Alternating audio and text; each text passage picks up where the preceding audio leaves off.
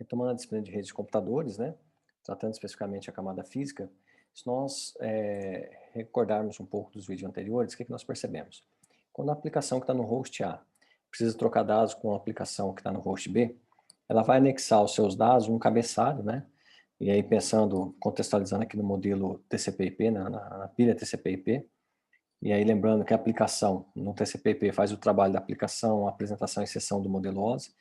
Então, a aplicação vai anexar seu cabeçalho e ali vai ter a versão do protocolo que está sendo utilizado, se foi estabelecida uma sessão ou não, se há um meio de autenticação, se há criptografia, assim por diante. Feito isso, ela vai fazer uma chamada a sistemas, né, fazer uma chamada para a camada de transporte, para que a camada de transporte faça a transmissão dos dados.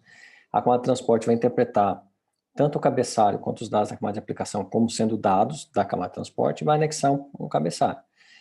Uma das coisas que vai ter nesse cabeçalho, por exemplo, é qualquer porta de origem, qualquer porta de destino, para que do outro lado o host B consiga identificar qual aplicação que é destinatária e de qual aplicação essa comunicação veio, né? Naturalmente, isso vai continuar para a camada de rede, né? A camada de rede vai receber os dados da camada de transporte, interpretar como os dados, vai colocar o seu cabeçalho com IP de origem, IP destino, checksum e assim por diante, né? E aí, finalmente, chegaremos à camada de enlace. Na camada de enlace, esse conteúdo da camada de rede, tanto a parte de dados quanto o cabeçalho, vai ser interpretado como dados do quadro. Então, entra como dados do quadro, é anexado um cabeçalho. Nesse cabeçalho, a camada de enlace, por exemplo, vai ter o endereço de origem da rede física, o endereço de destino da rede física, um checksum, por exemplo. E é colocado um trailer, né, um final, para que possa ajudar no sincronismo. E aí, nesse momento, nós entramos na camada física. E aí, a camada física deixa esse ambiente digital, em que eu saio de um software, passo para um sistema operacional, passo para um driver controlador ainda em eletrônica, né, e entra no meio físico. No mundo físico, naturalmente, analógico, né. Então, nós vamos ter um cabo, uma fibra ótica, ou um sinal de rádio, né, uma onda de rádio, carregando essas informações. Então, nesse momento, o que nós percebemos? Que é preciso converter, em um dado momento, esse sinal digital num sinal analógico. E o que nós podemos pensar? Imaginando um caso hipotético em que nós temos uma transição, uma transferência de informação via variação de tensão, né, no tempo. Então, nós teríamos algo mais ou menos assim.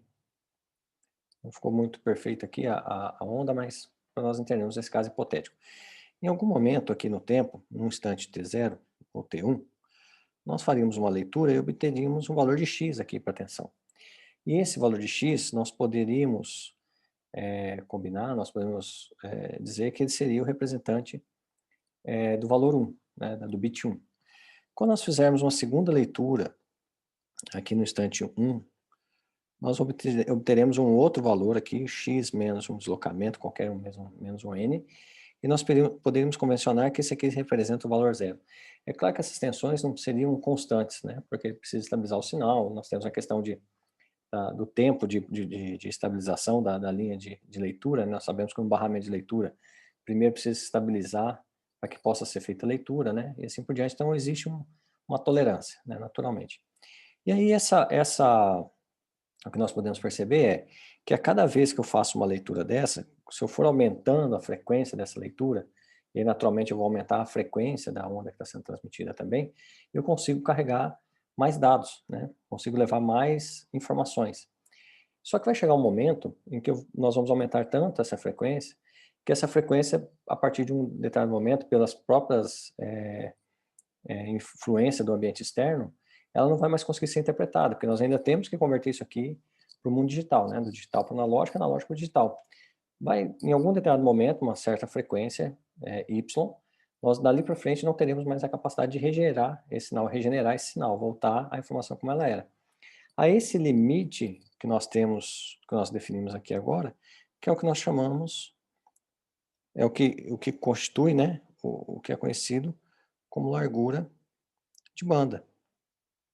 Então, quando nós falamos em largura de banda, nós estamos sempre medindo isso aqui em hertz, né, e não megabits por segundo. Megabits por segundo é a taxa de transmissão de uma rede, ou seja, dado que eu tenho uma largura de banda, uma frequência máxima que eu consigo transmitir dados, o quanto de símbolos eu consigo colocar, ou quanto de bits, né, eu consigo colocar em cima dessa rede. E aí, então, eu posso ter uma largura de banda X com uma taxa de transmissão Y, diferente, inclusive. Depende como que eu vou fazer, como nós vamos utilizar para que nesse meio físico eu consiga transmitir esses dados. É claro que no mercado de trabalho é bem comum nós ouvirmos largura de banda com megabits por segundo, né, mas é importante nós percebermos que existe essa diferença. Largura de banda é em hertz, ou seja, a capacidade do meio em que eu estou transmitindo, então a capacidade a frequência de transmissão do meio que eu tenho máximo, a capacidade máxima, e taxa de transmissão é a quantidade de símbolos que eu consigo colocar nessa largura de banda, né? Então, nesse contexto, que nós precisamos sair do mundo digital, entrando no analógico digital, nós podemos usar a transformada de Fourier como um apoio, né? E aqui que a transformada de Fourier define que qualquer equação g de x, se ela for razoavelmente estável no tempo, nós conseguimos escrevê-la, né, ou representá-la por uma soma de seno e cossenos, né, para poder fazer o desenho da função. Naturalmente, o que importa para nós, assim, de forma bem resumida, né, são os coeficientes de amplitude do seno e de amplitude do cosseno. Se nós fazermos essa integração dessa equação multiplicado por seno e integrar ela, nós obtemos o valor de AN. Se nós fizermos a mesma coisa, multiplicar essa equação g de t por cosseno e integrar, nós obtemos o valor de BN, né, porque o seno vai sumir ali. Da mesma forma da constante C, que nós estamos acostumados a vê-la a aparecer em todas as equações, né, de integrais e derivadas, né? Então, com isso, o que nós conseguimos fazer? Se nós conseguimos obter uma taxa de leitura razoavelmente alta, nós conseguimos, então, agora começar a entender os bits que nós estamos enviando. Então, vamos supor que nós precisamos enviar os bits 0, 1, 1, 0, 0, 0, 1, 0, né? Se eu faço só uma leitura, quer dizer, se eu acho só um harmônico, ou só um coeficiente desse, né, trabalho só com A1 e B1, eu vou ter simplesmente uma representação pobre da minha informação. Eu não vou conseguir trazer esses 8 bits que eu preciso. Mas, se nós formos ampliando para 2, 3, 4, e assim sucessivamente, até chegar numa quantidade de harmônicos, né, ou de representações, de forma bem simplificada, né, chegar a representações, os harmônicos, uma quantidade que nos permita redesenhar, como se estivesse redesenhando, né, entender e interpretar novamente a curva originária, nós poderemos obter a informação. Então, tem, né, 1, 1, 0, 0, e assim por diante. Então, a partir desse princípio, que nós saímos do meio digital, entramos no meio analógico e retornamos para o meio digital. Naturalmente, a intenção aqui não é encerrar ou abranger todo o sistema de transmissão de dados, até porque isso exigiria um curso de 60 horas, naturalmente, com uma disciplina de redes como um todo, né, porque é uma gama de conhecimentos envolvidos, né, inclusive dos valores ótimos e assim por diante, mas para que nós possamos entender como que é feita essa conversão. Bom, e nesse cenário, então, nós passamos a analisar os meios de transmissão. Quando nós pensamos no meio de transmissão, ou seja, qual meio físico que a informação utilizará para ser transmitida, nós temos meios que são ditos guiados, ou seja, meios em que existe um cabo, um ponto fixo de passagem, uma direção fixa de passagem, e meios não guiados, né? Entre os meios guiados nós temos par trançado, cabo coaxial, fibra ótica e assim por diante, e os não guiados, naturalmente, ondas de rádio, micro-ondas e infravermelho. Pensando então nos meios guiados, o meio mais comum que nós conhecemos, que está mais presente no dia a dia, são os pares trançados, né? Os cabos de par trançado. São cabos feitos de cobre, que possui conjunto, né, normalmente de 8 fios, conjunto de 8 fios, né? Que são entrelaçados entre si, né? De par em par, por isso par trançado. E aí, uma característica interessante é que cada trança dessa, no geral, tem um tamanho diferente, a quantidade de tranças por cabo é diferente, para que para que a gente consiga isolar um cabo do outro, a interferência de um cabo no outro, né? E aí nós temos alguns tipos de fabricação desses cabos, desse cabeamento. Nós temos os cabos UTPs, que são os cabos mais conhecidos, que são os cabos não blindados, em que eu só tenho basicamente os 8 pares, né? Os 8 fios agrupados em 4 pares. Nós temos os cabos FTPs, em que existe uma blindagem externa, com o objetivo de evitar que o meio externo influencie tanto na transmissão, né, atenue tanto o sinal ou estrague, né, deturpe tanto o sinal.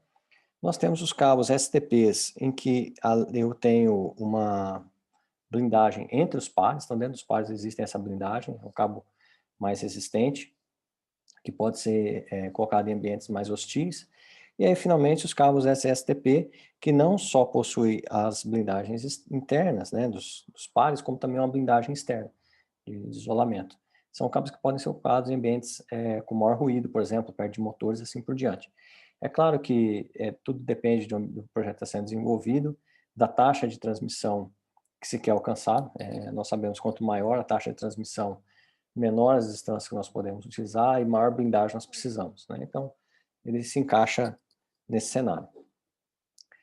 Esses cabos de par trançado, eles são categorizados pela TIA. Nós temos as categorias 1 e 2 que já não são reconhecidas, a categoria 3 foi a primeira categoria comercialmente utilizada. Essa categoria trabalhava com frequência 16 MHz, então a largura de banda é 16 MHz. E aí percebam que a largura de banda é 16 MHz, mas nós conseguimos executar redes de 10 megabits por segundo e redes de 100 megabits por segundo. Então, 100 e 10 megabits por segundo são taxas de transmissão. 16 MHz é a largura de banda que aquela tecnologia suporta, né? E aqui uma questão de nomenclatura, quando nós pensamos em 10 base T, 100 base T, o que nós estamos dizendo? 10, esse número que vem na frente aqui, 10 e 100, é a taxa de transmissão, então megabits, né? E aí quando naturalmente chegar em giga, nós teremos 40 GB, 10 GB, né? E 1 GB. Base é porque está usando banda base para transmissão de dados. Essa banda base nós veremos daqui a pouco, mas é quando a placa, né, o ativo, ou o host, quem vai fazer a transmissão, né, o equipamento que vai fazer a transmissão, ele pode usar todo o espectro de frequência disponível, toda a capacidade, toda a largura de banda para poder fazer a transmissão, por isso que é banda base. E esse T quer dizer que usa par trançado, né, um padrão convencional. Normalmente, dos 4 pares trançados, nós usamos 2 para enviar dados, né, um para enviar para receber, 2 são utilizados em isolamento, para isolamento, e quando nós temos T4, quer dizer que nós estamos usando os 4 pares para transmitir dados, né. Então, assim se formam os padrões. Aí, interessante destacar que na categoria 3 nós já tínhamos 24 tranças, né, por metro, para redução desse crosstalk, essa interferência entre um cabo e o outro. E o número de tranças, como eu já havia dito anteriormente, ele é diferente, a quantidade é diferente entre os cabos. Nós tivemos na sequência a categoria 4, também não reconhecida mais, que foi para 20 MHz, e aí nós chegamos no que nós temos no mercado de trabalho hoje. Hoje nós temos os cabos mais comuns, são os cabos de categoria 5E, largura de banda de 100 a 350 MHz, né? E observe que nós chegamos a uma taxa máxima de transmissão de 1 GB, né? Então, a taxa de máxima de transmissão é diferente, né, da largura de banda que nós temos. Nós temos uma largura de banda de 100 a 350 MHz e a taxa de transmissão nós chegamos a uma transmissão de 1 GB, né? Os cabos que são suportados nessa tecnologia, né, nesse padrão, perdão, é UTP e STP, e nós fazemos redes, então, de 100 megabits por segundo ou de 1 GB, usando banda base e cabeamento com par trançado, né?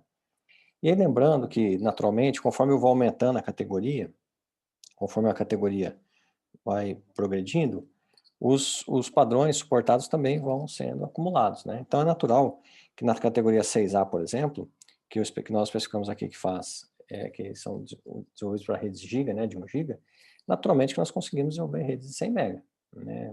Padrões anteriores nós conseguimos abarcar, no geral, nos novos padrões. Então, os cabos categoria 6, também bastante utilizado atualmente, a largura de banda aumentou para 250 a 550, dependendo do padrão do cabo, e a taxa de transmissão que nós temos são transmissões em gigabits. E aí, com categoria 6A, nós já chegamos a redes de 10 gigabits por segundo. Os cabos de categoria 6A têm substituído de forma satisfatória, por exemplo, dentro do data center, né, você tem os racks, onde estão os servidores, e os servidores no geral são conectados a um switch topo de rack, né, que é um switch de alto desempenho para data center. E esse topo de rack, naturalmente, vai depois para o switch core. Nós veremos isso com bastante calma quando estivermos estudando camada de enlace e arquitetura de switches, né, hierarquia de switches. Esses servidores, quando eles interligam nesse switch topo de rack, no geral, o cabeamento deles são de 10 gigabits por segundo ou mais, né. Até então, até um tempo atrás, essa é a categoria 6A, era comum fazer a interligação a conexão desse equipamento com o switch por fibra ótica, né? Porque nós tínhamos antes cabos de categoria 6 e 5E, que eu tinha conexões de no máximo 1 megabits por segundo, 1 gigabits por segundo, né? Pensando que em um servidor, por exemplo, que seja o servidor de arquivos de uma empresa, o servidor de e-mails de uma empresa, nós temos toda a empresa sendo direcionada para esse servidor e esse servidor trabalhando na mesma velocidade de ponta da máquina de uma estação do usuário. Então, naturalmente, nós não teríamos um desempenho razoável da rede como um todo. Então, nós usávamos fibra, porque com fibra nós conseguimos atingir velocidades maiores. O detalhe é que a fibra é muito mais custosa, né? Muito mais cara. Principalmente porque nós estamos usando um transceiver, né? Um diodo ali para fazer a transferência, um laser. Então, nós temos um custo elevado para a fibra ótica. Então, no momento que surgiu a categoria 6A, foi natural que esses servidores passassem a ser interligados com esses equipamentos de topo de rack, esses switches de topo de rack, por cabeamento metálico, né? Categoria 6A. E aí, naturalmente, nós temos entre esse topo de rack e o núcleo da rede, do switch core, nós temos também uma interligação de uma velocidade um pouco maior. Então, é natural que hoje nós temos entre um switch topo de rack e o switch core interligações de 40 a 100 gigabits por segundo, né? Nesse cenário, os cabos UTPs não nos atendiam até a categoria 6A. E aí surgiram, então, a categoria 7 e 8, que tem essa intenção, né, de fazer com que os data centers possam ser, claro que depende da necessidade da rede, né, se nós tivermos necessidade de um tráfego, uma taxa de transmissão muito maior, eles não atenderão, mas em data centers convencionais, nós podemos chegar ao momento em que todo o cabeamento do data center seja feito simplesmente por par trançado, não com a presença mais de fibra ótica, né? E aí nós temos então a categoria 7 e categoria 8, chegando a redes ali de 40 gigabits por segundo. Um detalhe que é importante observar, que conforme aumenta a taxa de transmissão, como nós já falamos, normalmente diminui-se a distância disponível, né, que eu posso utilizar esse padrão. E aí é claro que quando nós aumentamos para 40 GB, é natural que os cabos agora sejam apenas blindados, não tenha mais a possibilidade de uso de cabo não blindado. E o padrão, como eu havia dito, passa a ser 40G base T, 25G base T, 10G base T e assim por diante. Pensando nos conectores, né, ainda falando em rede Ethernet, nós estamos falando de redes locais, nós temos os conectores RJ, né, de Register Jack, é um padrão desenvolvido para cabeamento de redes locais, ele foi feito para outros propósitos, mas foi popularizado muito, criou popularidade no cabeamento para redes locais, e aí nós temos o plug, né, que no mercado é comumente conhecido como RJ macho, e o jack, que é o conector RJ fêmea, né, que é onde é feita a terminação da parede, né. Então, no geral, você tem o host, o ativo de rede, com um jack, né, com um conector fêmea, e aí vem o cabeamento com o conector macho, né, ou o plug mesmo. Aí o que nós podemos observar, né? Na categoria 5E, nós observamos que a entrada dos cabos é linear, né? Então nós temos uma única linha. E o que nós percebemos? Quando nós passamos para a categoria 6, 6A e assim por diante, nós já não temos mais uma entrada linear, né? Inclusive, então, essa oscilação, essa ondulação, diferença de nível entre os conectores, ou se os conectores são em linha reta, fazem, inclusive, parte da especificação da camada física. Então, a camada física não só nos diz como enviar os dados com relação à frequência, como também qual o tipo de cabo, qual material que o cabo usa, qual a quantidade de trança, se esse cabo é par trançado ou não, como que é feito o conector, qual a altura do conector, diâmetro e assim por diante. Então, quando nós falamos em camada física, nós estamos especificando toda essa linha de transmissão de dados. E aí nós entramos no sistema de cabeamento, em que nós temos aqui dois padrões, o 568A e o 568B. Os dois padrões são reconhecidos, né? E não faz diferença qual padrão nós estamos seguindo, seja o A ou seja o B, desde que nós obedeçamos às regras de conectorização. Então, sempre que eu tenho equipamentos distintos, então, por exemplo, host conversando com o ativo, né, trocando dados com o ativo, host, um computador, por exemplo, um ativo, um switch. Como eu tenho equipamentos de categorias diferentes, o cabo que eu tenho que usar é um cabo que nós chamamos de cabo reto. Ou seja, as duas pontas desse cabo precisam ser iguais. Por quê? Quando nós pensamos em transmissão de dados, nós temos vamos estipular um padrão, né? A ponta 1 e a ponta 2 nós vamos usar para transmissão, e a ponta 3 e a ponta 6 nós vamos usar para recepção, né? Um exemplo. Quando nós falamos de equipamentos diferentes, hosts e redes, e ativos de redes, né? Host e ativo, as portas desses equipamentos são invertidas. A porta de um host, por exemplo, é desenvolvida no padrão 568A e do ativo 568B. Então, quando nós conectamos um host a um ativo, o cabo precisa ser reto, porque a porta inverte, é invertida. Então, tudo que sai do cabo 1 e 2 do host vai chegar na posição 3 e 6 no ativo. No entanto, quando nós vamos tratar a comunicação entre equipamentos iguais, host com host, ativo ativo, essas portas não são invertidas. Então, nós precisamos inverter esse cabo, né? Em vez da porta fazer a inversão, a porta ser construída fisicamente de forma invertida, nós temos a inversão do cabo, que é o que nós chamamos de cabo crossover, né? Ou seja, cabos que são invertidos. Então, nós crimpamos uma extremidade do cabo com o padrão A e outra extremidade do cabo com o padrão B. Então, quando nós soltamos a informação aqui na porta 1 e 2, no pino 1 e 2, ele vai ser recebido lá no pino 1 e 2, né? Só que percebam que eu estou saindo aqui de um cabo verde, branco do verde com verde, e estou chegando lá no cabo laranja, né? Por quê? Porque nós fizemos a inversão desse cabo. Ele passou a ser um cabo, então, crossover, interligando dois equipamentos iguais. É claro que, naturalmente, conforme os ativos foram evoluindo, e aí nós observando, se nós observarmos os switches atuais, as portas têm auto-detect, né? Então, se nós pegarmos switch com switch e interligarmos um cabo reto, ele vai perceber que a outra ponta é um ativo no próprio processo de negociação, e uma das portas vai inverter a configuração de forma lógica automaticamente. E aí nós conseguimos fazer dois ativos, trocar informações, utilizando o cabo reto. Mas na concepção de redes de computadores, equipamentos de mesma categoria, ativo, host, eu preciso usar um cabo crossover para fazer essa comunicação. E aqui nós temos os equipamentos, né, utilizados para crimpar esses conectores. Então nós temos o alicate, né, que faz a crimpagem do plug, e o put-down, que faz a crimpagem do jack, né, do conector fêmea. Basicamente, nós temos aqui uma demonstração de como está ocorrendo, né? Isso aqui é um patch panel. Um patch panel é como se for, é um organizador de rede, terminador de rede, em que você o utiliza para que a rede possa ter mobilidade, né? Lembrando que os cabos de redes não devem ser cortados, aí é claro que aquelas taxas de transmissão que nós descrevemos no quadro passado, ela foi desenvolvida em laboratório, então depende muito do ambiente que você está. Se nós estivermos em um ambiente com muito ruído, uma rede mal estruturada, né, com o cabeamento da eletrocalha próximo de cabo elétrico, com curvaturas maiores do que a especificação permite, nós teremos perda de desempenho. Então, dos critérios é que esses cabos Ethernet eles não tenham emendas, né?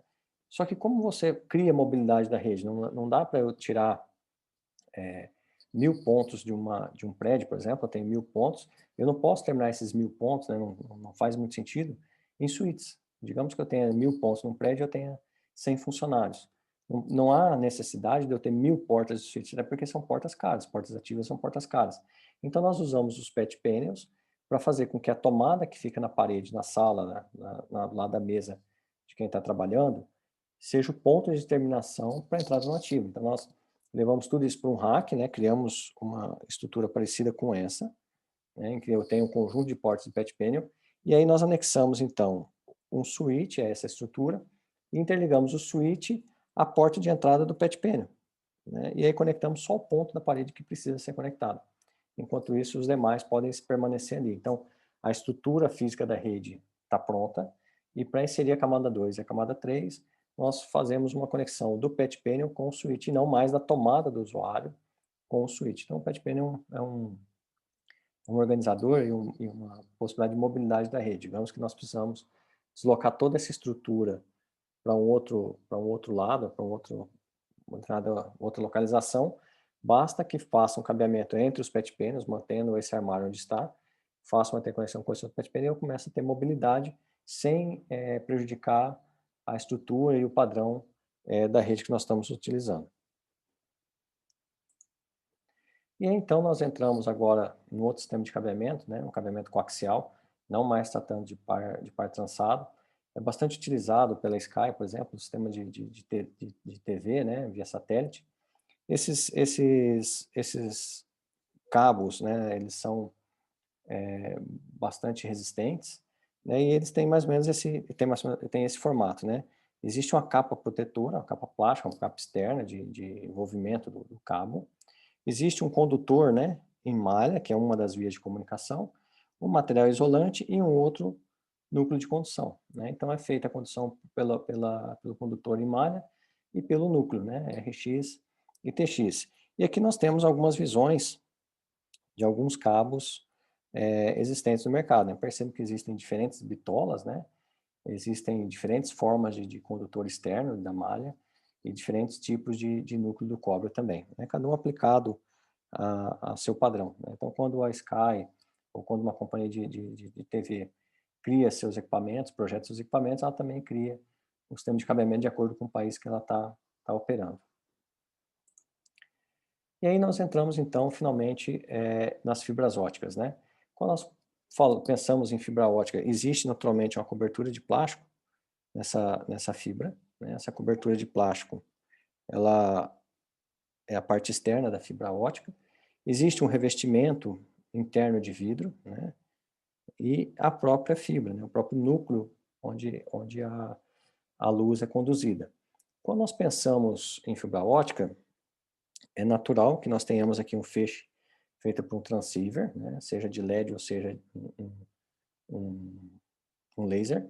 E esse feixe de luz, então, ele vai batendo na parede da fibra ótica e vai se deslocando. A essa linha, a essa trajetória de luz, é que nós chamamos de modo. Então, fibras que são multimodo, elas têm a capacidade de enviar diferentes modos, diferentes feixes de luz dentro dessa fibra. Então, nós temos uma fibra que é denominada multimodo. Normalmente, elas são fibras utilizadas, são mais baratas e utilizadas para ambientes de curta distância, né? Alta taxa de transmissão, é claro, mas para ambientes de curta distância. E nós temos fibras que são monomodos, ou seja, em que eu tenho apenas um único modo, né, de propagação da luz, como está aqui nessa figura, em que eu tenho um único modo de luz sendo transmitido. Naturalmente, a fibra não é instalada, não é fornecida individualmente, né, até porque ela é muito fina. Então, no geral, ela é acoplada num conjunto de cabos, e aí nós temos cabos de 12 FO, ou seja, 12 pares de fibra ótica, 6 FO, 24 FO e assim por diante, e eles possuem um sistema de organização que nós veremos daqui a pouco. Naturalmente, quando nós emitimos uma fonte de luz nessa fibra, existe uma defração da luz, né? Existe uma perda dessa luz. E essa perda da luz, ela está envolvida com a qualidade da fibra ótica, a qualidade do material, a quantidade de impureza que existe nessa fibra, e isso faz então com que, apesar de, teoricamente, né, a luz poder se propagar infinitamente, nós começamos a ter perdas de sinal, né, até porque o material não é 100% puro, e nós temos o problema da defração. Então, juntando essas características, as fibras também, assim como os cabos, par trançado, também possuem especificações que nos diz qual é a distância que ela pode ir, qual é o diâmetro da fibra que a fibra deve possuir, e assim por diante. E é claro que dependendo de um ângulo que nós colocamos aqui esse feixe de luz, será melhor absorvido e melhor aproveitado essa, essa, essa luz que está sendo transmitida. Em relação a como que ao modo de transmissão, né, então nós temos multimodo, monomodo, mas como ocorre essa transmissão da luz dentro da fibra ótica? Nós temos dois tipos de índice para fazer isso. Então, fibra monomodo e multimodo, né? E dentro dessas fibras, eu posso ter um índice, né, tanto um índice degrau quanto um índice gradual. O que é o índice degrau? O índice degrau é quando nós temos uma característica na fibra em que em que eu tenho um índice de defração, né, entre a fibra e o ar. Então essa luz, ela bate nesse índice, nessa borda e retorna para dentro da fibra. Naturalmente eu vou perder algo aqui, mas ela retorna e nós vamos tendo esse comportamento, né, como se fosse colisão na borda. O índice gradual, por outro lado, nós temos diferentes índices de defração. Então, a luz ela começa a ser como se fosse curvada, né? É como se ela estivesse sendo curvada dentro da fibra ótica, né? Ou seja, eu começo a fazer várias defrações para que ela volte para dentro da fibra. Então, nós começamos a ter esse comportamento da fibra ótica, né? Fazendo com que, naturalmente, eu tenha uma menor perda de energia, né? Uma fibra de índice degrau, eu tenho uma maior perda de energia, né? De capacidade de transmissão, e a gradual eu tenho uma menor perda, né? Naturalmente, a fibra gradual vai ser um pouco mais cara, um pouco mais dispendiciosa do que a fibra degrau. E da mesma forma, na fibra monomodo, nós vamos ter ela índice degrau, mas como nós temos um único módulo, ele é feito de tal forma que parece que nós estamos transmitindo isso em linha reta, né? Em que não há essas colisões, até porque como tem um único módulo andando, se deslocando, perdão, eu não tenho essa necessidade de fazer essas várias refrações, né? Essas vários estágios do módulo.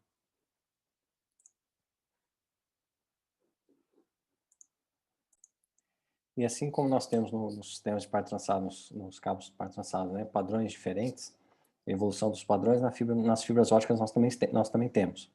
Então nós temos nas fibras multimodo padrões conhecidos como o M1, o M2, o M3, o M4, né, em que eu tenho a especificação de como que a fibra é constituída, como a fibra é desenvolvida. Então se nós observarmos, nós temos, por exemplo, fibras OM2, OM3, OM4 são fibras de 50 microns, né?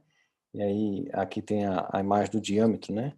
Diâmetro total da fibra e aqui em relação ao núcleo, né? E aí fibra OM1 nós temos fibras de 62,5 microns, né?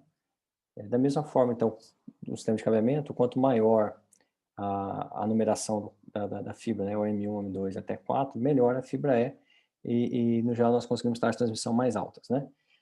E naturalmente, quando nós falamos em fibra ótica, existe um elemento chamado, que é o transmissor, o transceiver, né, que faz essa transmissão de dados. É ele que gera a luz que vai ser transmitida pela fibra, né? Lembrando que a fibra é o meio condutor, né, é o meio de transmissão, perdão, né, passivo.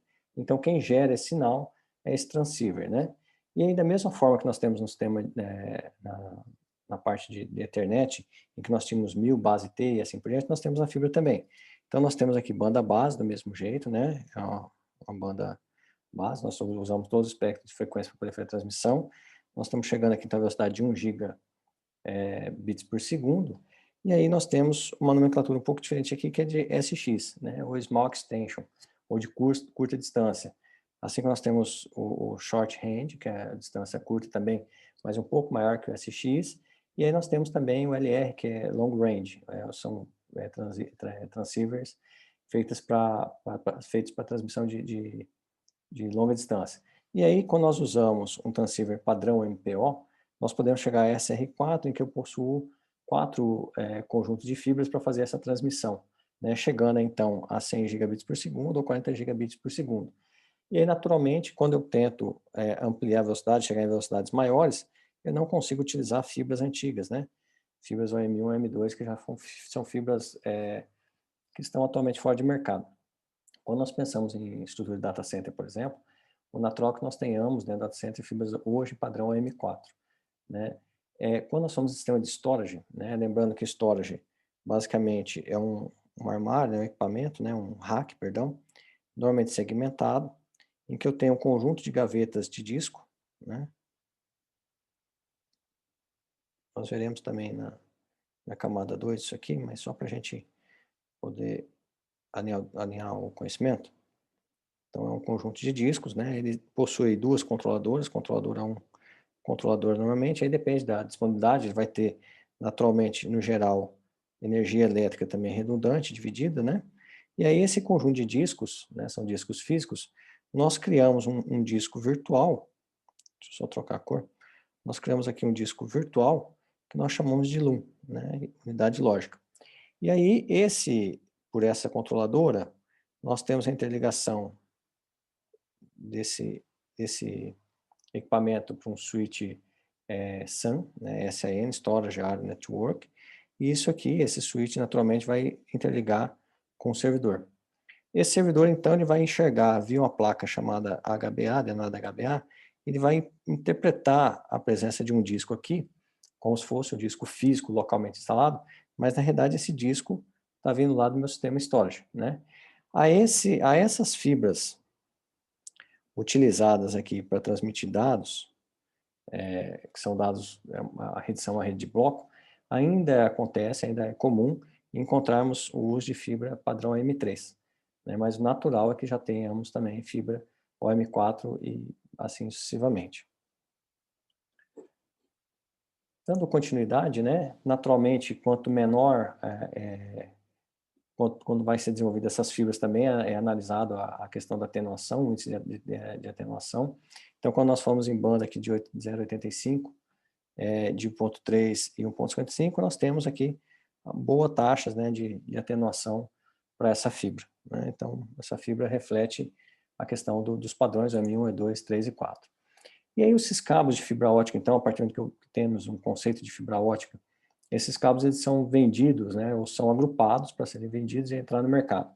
Nós temos os cabos tipo tie, que são, um cabeamento bem comum de se encontrar, em que você tem um invólucro plástico, né, um conjunto de fibras lá dentro, soltas. É claro que ele possui um sistema anti-impacto, né, para que a fibra não fique se mexendo internamente. Nós temos um sistema chamado loose, que também é um sistema bastante conhecido, em que nós temos vários conjuntos de fibras internamente. Nós temos um sistema chamado ribbon, ou ribbon, depende de quem, de como está sendo tratado, né? Mas o ribbon, no geral, é como se fosse uma fita, né? Uma fita de fibra ótica. Ela vem uma do lado da outra e nós temos uma impressão de fibra, e aí uma fita dessa pode ser agregada em cima da outra, formando o Ribbon Fiber Cable, né? Que é uma fibra, um conjunto de fitas, como se fosse um conjunto de fitas, né? Nós temos o sistema Groove, que é um conjunto de fibras com um sistema interno de isolamento, né, de impacto, então são fibras bastante seguras, é mais difícil de manusear, mas que são bem resistentes à movimentação mecânica, é mais fácil de você não danificá-las.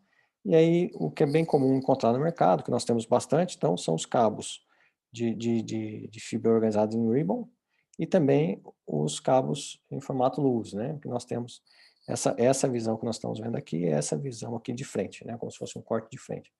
Esses são os dois cabos mais comuns de nós encontrarmos no mercado.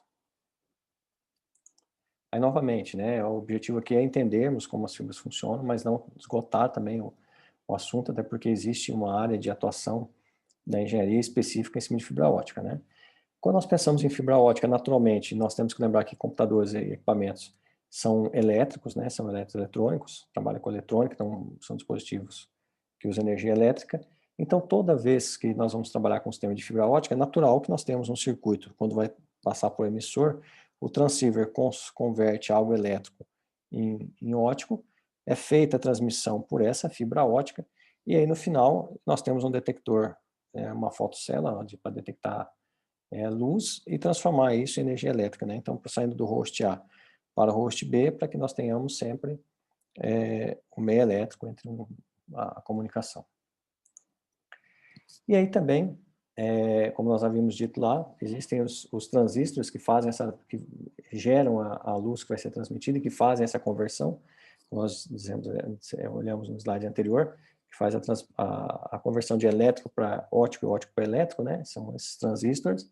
Esses transistores hoje, eles são encontrados usando tecnologia LED e tecnologia de laser, né? Naturalmente, quando nós usamos LED, eu tenho uma taxa de dados inferior ao laser, o laser é mais preciso, né? É claro que também o custo é proporcional, então quanto maior a taxa de dados que eu consigo, mais caro esse transistor vai ser. Então, os transmissores, perdão, serão, né? Então, o laser naturalmente é muito mais caro, mas eu consigo uma taxa de dados maior, né? E a uma longa distância. Enquanto usando o LED eu tenho baixa taxa de dados, é claro que essa baixa taxa de dados é uma taxa de dados alta, nós estamos falando em equipamentos para transmitir a 40 GB, 100 gigabits por segundo, né? Curta distância, LED curta distância, e a vida útil dele é maior, né, naturalmente. E aí o semicondutor, do laser, a vida útil dele ele é menor. Com relação à temperatura, LED não é insignificante, né, não tem influência, e o laser é influenciado pela temperatura. Então, como nós havíamos dito, né, pelos padrões da I3E, nós temos da mesma forma, né, então, uma rede de 100 megabits por segundo, usando banda base, com long extensions, né, quer dizer, para longa distância. Nós estamos falando, nesse caso aqui, de um padrão que chega a 100 km a transmissão dele, né. E aí, da mesma forma, nós temos aqui um small extensions, uma rede de curta distância, também de 1 gigabit por segundo, usando banda base. Nós estamos falando aqui em rede de 250 a 500 metros. Então, da mesma forma que nós temos lá no padrão cabimento estruturado, nós temos um conjunto de padrões também que definem as redes por fibra ótica, né? Seja sem base LX, né, ou SX Small Extension, ou Long Extension, Short Range e Long Range, assim por diante, né? E aí aqui eu coloquei para que nós possamos conhecer um pouco dos padrões do mercado. Quando nós falamos em transmissores, nos LEDs e lasers, né, eles são encontrados no mercado, o plug disso aí é um transceiver, né? Nós tínhamos um pouco uma solução antiga chamada de GBIC, o que é comum hoje, né? É comum as pessoas dizerem, eu vou colocar no switch um GBIC. O GBIC original, ele era um conector um pouco maior, como está na foto, né? Dá para perceber que esses aqui são os transceivers SFP mais novos, que comumente são identificados como mini GBICs, né? São conectores pequenos. O GBIC que nós tínhamos era um padrão maior, com conectorização maior, e os transceivers já são conectores menores, modernos, né? Em que eu tenho a conectorização da fibra, né? Então, nesse ponto aqui, uma ponta da fibra aqui é conectada na entrada aqui do GBIC, e esse GBIC aqui é inserido dentro do switch. E essa parte aqui, onde está essa placa, entra dentro do switch. Quando nós compramos switch de fibra, naturalmente ele vem sem o transceiver, né? Então nós compramos um switch, por exemplo, um switch 48 portas metálico com 4 portas de fibra, 4 portas SFP ou 4 portas SFP+. Essas portas, elas vêm abertas, né? Não vem com o transceiver junto. E aí nós adquirimos o transceiver separadamente e encaixamos nesse switch. Elas são portas que são removíveis, né? Os transceivers são removíveis até porque eles queimam, né? Muitas vezes são equipamentos caros. Então, para que não seja necessário trocar um switch todo, um switch barra, por exemplo, que é bem comum, né? Uma porta queima, não tem como substituir aquela porta, você isola aquela porta, mas como você tem um grande número de portas, não tem muito problema de uma porta ou outra queimar. E quando um conjunto muito grande de portas queima, nós trocamos o switch. Quando nós falamos em fibra, o custo é muito elevado, então nós falamos de uma coisa um pouco mais modular. Então, a conectorização das portas é feita de forma individual, né?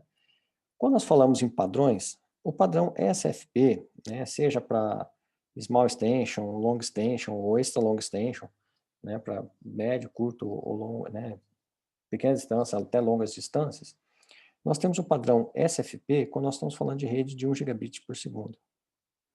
Todo padrão SFP é 1 gigabit por segundo. O padrão superior é o padrão SFP+, e esse plus aqui é justamente por suportar 10 gigabits por segundo.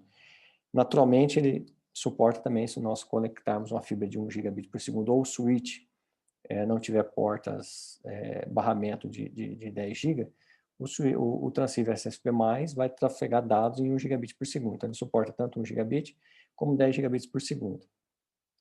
E o XFP são switches de 10 gigabits por segundo para longas distâncias, né? São os transceivers que atendem os padrões LR, né, de long range. Quando nós implementamos algo, por exemplo, com distância de 5 km, 10 km, nós precisamos de switches com maior capacidade. Então, nós temos esse padrão se chama XFP, e aí nós temos também SR, LR e RZR, né? As mesmas nomenclaturas que nós estamos usando aqui, e aí sempre lembrando, né? Então, SFP são transceivers de 1 GB, SFP+, 1 GB e 10 GB, XFP 10 GB, e normalmente também é utilizado para longa distância, né? o XFP não sobe, não vai para 1 gigabit, né? E aí nós temos os QSFP+, que são transceivers desenvolvidos para rede de alta velocidade de 40 gigabits por segundo, tanto curta distância quanto longa distância. Aqui é curta, tá? Curta distância quanto longa distância. E aqui eu deixei só um exemplo, né, de um conector, usando o QSFP, em que você consegue ter uma ponta de 40 e soltar 4 pontas de 10, por exemplo. É possível fazer esse tipo de ajuste com fibra ótica. Aqui nós temos os conectores, então dentro desses, na porta nas pontas, né, na porta de entrada desse transceiver, nós conectamos os conectores. E existem alguns conectores mais antigos, né, como SC e ST, são conectores mais antigos. ST nós tínhamos as duas fibras separadas. O comumente encontrado no mercado são os conectores da Lucent, Lucent Connector, né, que são um RX e o TX, né, naturalmente nós vai ter um TX e um RX, então são duas fibras óticas, é um par de fibra, mas elas são agrupadas no mesmo conector, né, que é exatamente a mesma conexão que está aqui, né, representada aqui. E aí nós temos, então, por último, os conectores MTRJ, que é um conector mecânico, né, já para transmissão mecânica, e o MPO, que é o que nós usamos nos data centers para fazer normalmente a interligação do switch topo de rack com o switch core a 40 GB, né? Então esse padrão que nós tínhamos aqui, que é SFP mais 40 GB, é implementado normalmente por esse conector MPO. Naturalmente isso não esgota o assunto, né? Nós temos, quando se trata de fibra ótica, existem vários padrões, vários tipos de conector, os switches possuem suporte a determinados tipos de transceiver. Cada transceiver atende, né, com um conjunto de fibra ótica, as instâncias que nós estamos envolvidos, quais são as velocidades que nós queremos.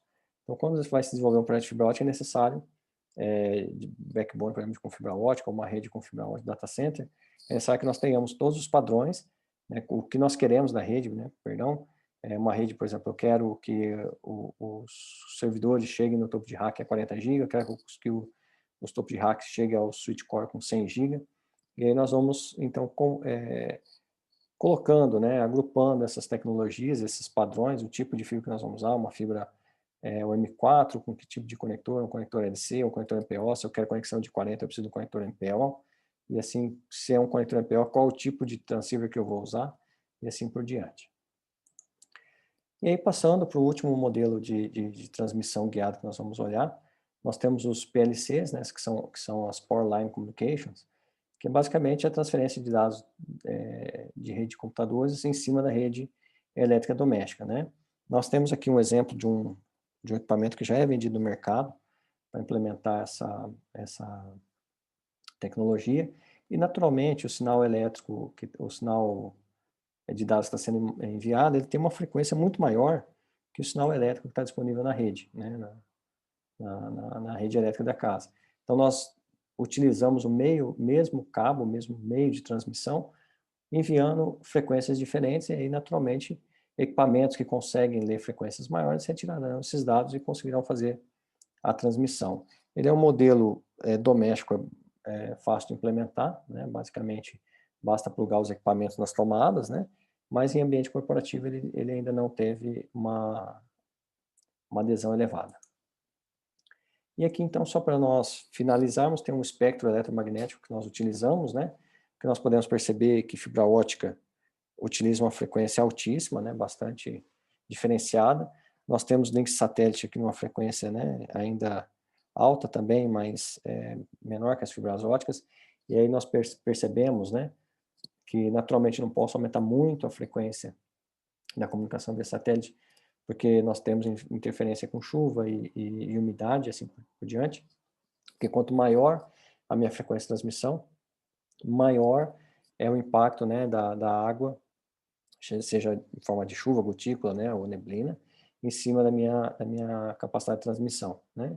E aí, sistemas de par trançado já com frequências menores, né, cabo coaxial e assim por diante. Então, naturalmente, quando nós olhamos esses espectros, quanto maior a frequência, teoricamente, né, seria maior minha capacidade, minha taxa de transmissão, né? E aí, obviamente, quando nós entramos em meios não guiados, nós temos que ter uma frequência um pouco maior para poder ter ganho de capacidade de transmissão.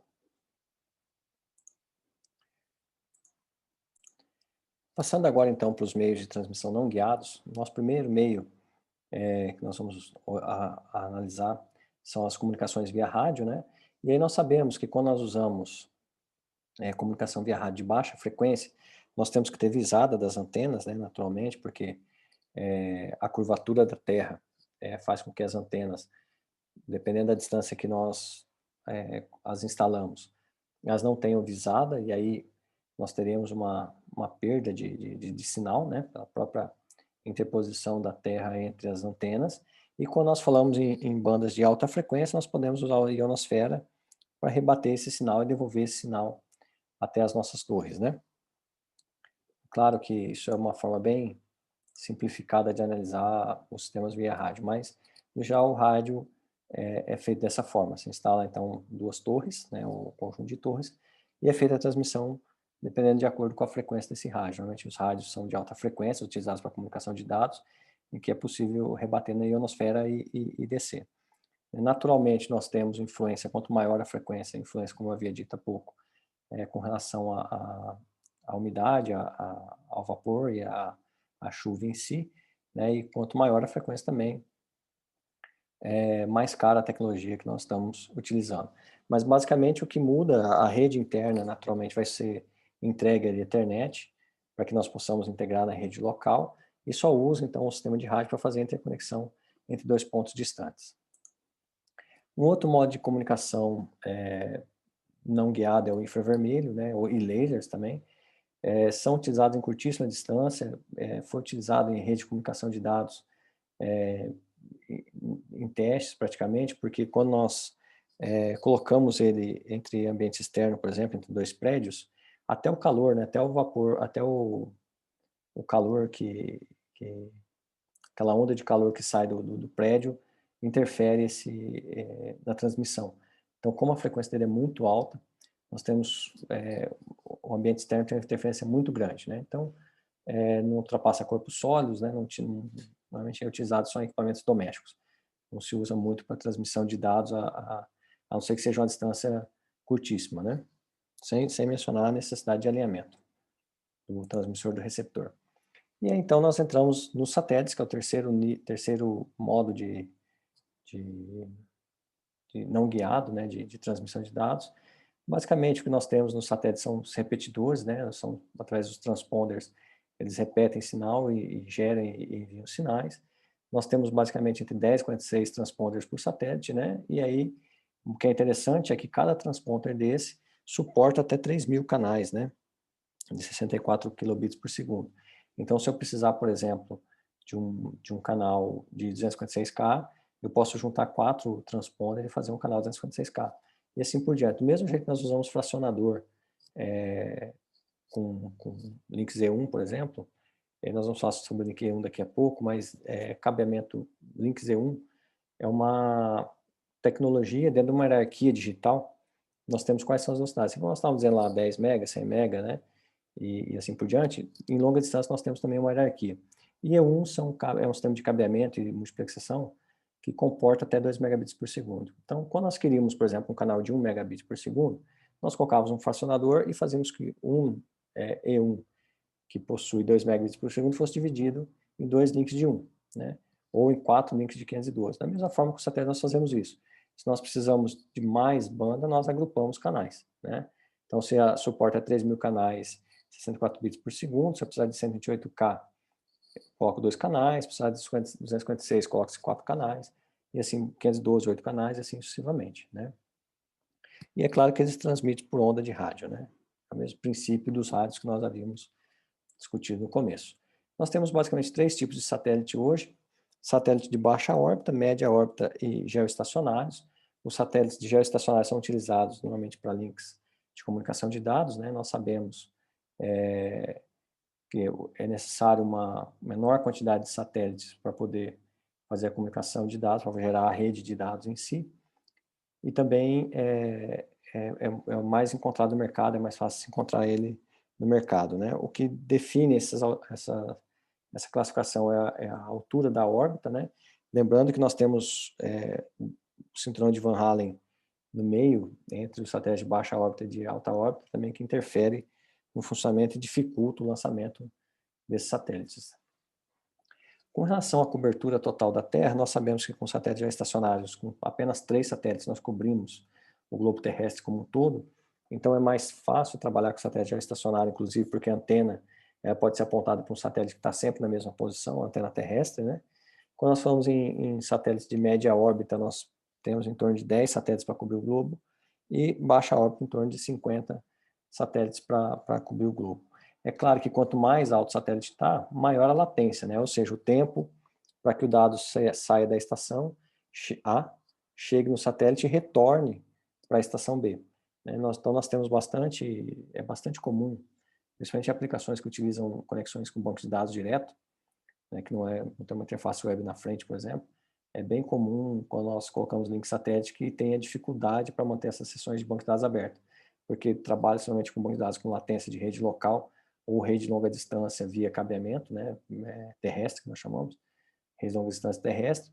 E aí, quando esses sistemas vão para uma rede de comunicação baseada em satélite, que a latência é muito alta, nós temos essa dificuldade para manter as sessões abertas, tornando necessário que nós façamos ajuste nas próprias aplicações. Então, quando nós pensamos nesses satélites, é mais ou menos essa representação que nós temos, né? Satélites de baixa órbita circundam a Terra muito próximo, média órbita um pouco mais distante, e geoestacionários, né? Como o satélite de baixa órbita está muito próximo da Terra, naturalmente ele consegue circundar a Terra muito mais rápido que a velocidade de rotação da Terra. Então nós precisamos de um conjunto maior de satélites rodando para que a gente tenha uma cobertura total do globo, né? Aí no geral aqui 1,5 horas para a órbita, o satélite de média órbita de 12 horas, né? E o satélite geoestacionário, como o nome já diz, ele está estacionado, ele está estático. Então a rotação dele acompanha a rotação da Terra.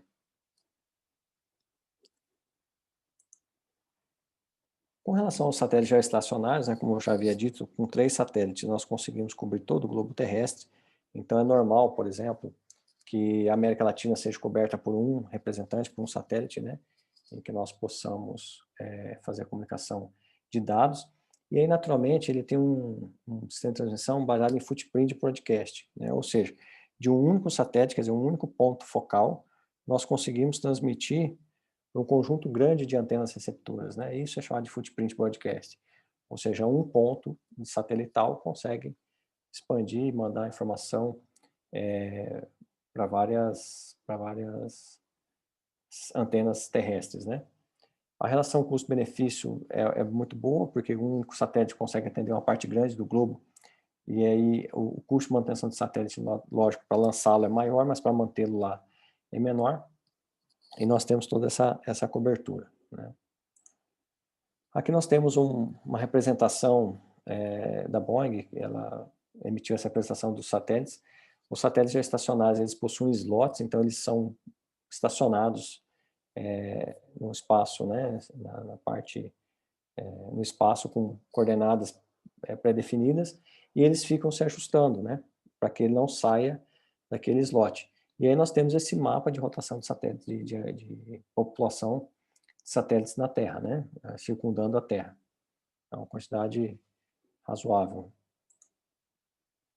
Com relação a esses satélites geoestacionários, nós temos algumas bandas que são aplicadas, que são utilizadas.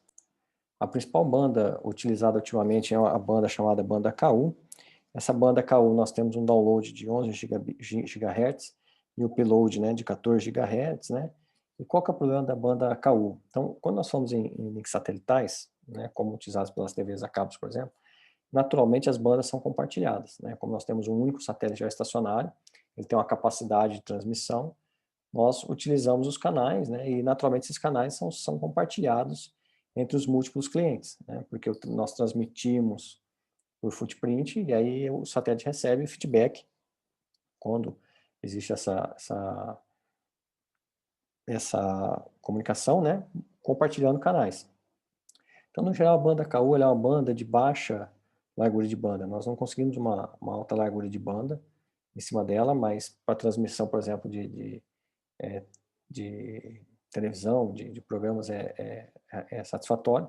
O grande problema da banda KU é que nós temos a influência da chuva. Então é natural que quando chova, por exemplo, que as emissoras de TV a cabo fiquem fora do ar, né? Bastante comum.